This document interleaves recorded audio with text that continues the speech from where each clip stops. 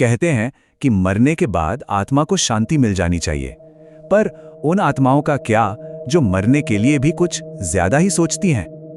ये कहानी हमें ले चलती है एक ऐसी प्राचीन श्मशान भूमि पर जहां कुछ कथाओं में मृत्यु अंत नहीं होती, बल्कि एक सवाल की तरह शुरू होती है।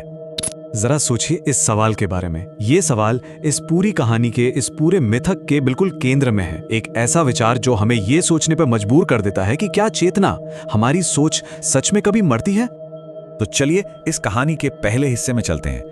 एक ऐसे शमशान की कल्पना कीजिए जहां घना अंधेरा है और उस अंधेरे में कोई है जो हमें देख रहा है, पर घृणा से नहीं, बल्कि एक अजीब सी, एक गहरी जिज्ञासा के साथ। हाँ, ये कहानी एक ऐसी ही आत्मा की है जो चुप रहने से इनकार कर देती है। एक ऐसी ताकत जो जिंदगी और मौत के बीच की उस धुंधली सी सरहद से जन्म लेती है। तो अब बात करते हैं इस मिथक के केंद्र की, उस रहस्यमयी शक्ति की जिसकी पूरी प्रकृति ही अपने आप में एक विरोधाभास है। तो ये है वेताल। मतलब ना तो ये पूरी तरह से भूत है और ना ही कोई प्रेत। ये तो एक विचारक है, एक ऐसी चेतना जो एक सड़ते हुए जिस्म में फंसी ही है। और ये समझना बहुत जरूरी है कि वो किसी मृत शरीर में छिपने के लिए नहीं रहता। नहीं, वो तो बस जिंदगी की उस धड़कन को, उस नब्ज को एक बार फिर से महसूस करना चाहता है। तो आखिर वेताल आता कहां से है? कहते हैं कि इसका जन्म एक आत्मा के उस हिस्से से होता है जो अपनी मौत को कभी स्वीकार ही नहीं कर पाया, और इसीलिए वो एक शरीर से चिपक जाता है उसे जिंदा करने के लिए। जहां दूसरे शरीर बस सड़ जाते हैं, ये उनमें रहकर विचार करता है। जहां दूसरी आत्माएं चीखती हैं, ये सवाल पूछता है। और यहीं से कहानी पहुंचती है राजा विक्रम की उस मशहूर कथा तक। ये कथा हमें दिखाती है कि वेताल का असली मकसद हिंसा नहीं, बल्कि दिमागी और नैतिक चुनौतियां देना है।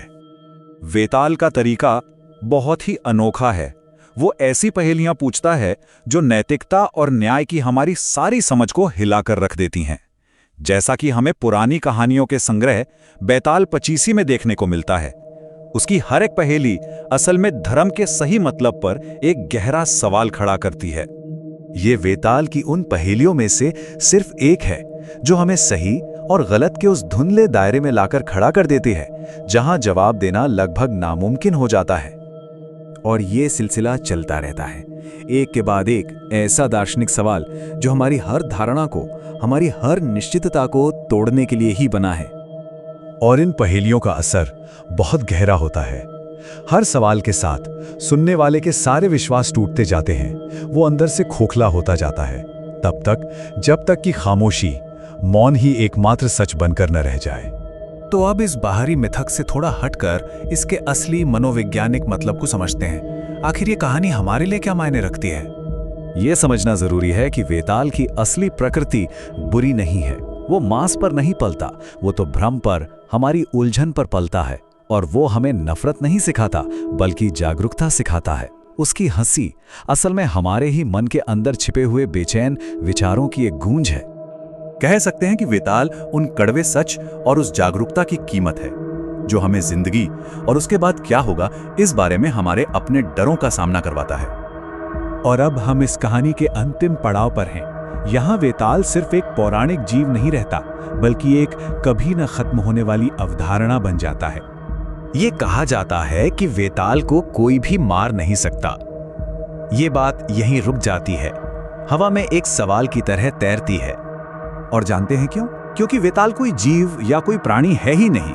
वो तो एक अवस्था है, एक हालत, हमारे अंदर के उस विचार की अवस्था जो खत्म होने से ही इनकार कर दे। तो अंत में वेताल क्या है? वो बस एक ऐसा सच है जिसके पास कोई शरीर नहीं है। और सच तो कभी नहीं मरता। यही है त्रिलोकम, जहां मुर्दे भी पहेलियों में बात करते हैं और हर सच अपने लिए एक शरीर का इंतजार करता है।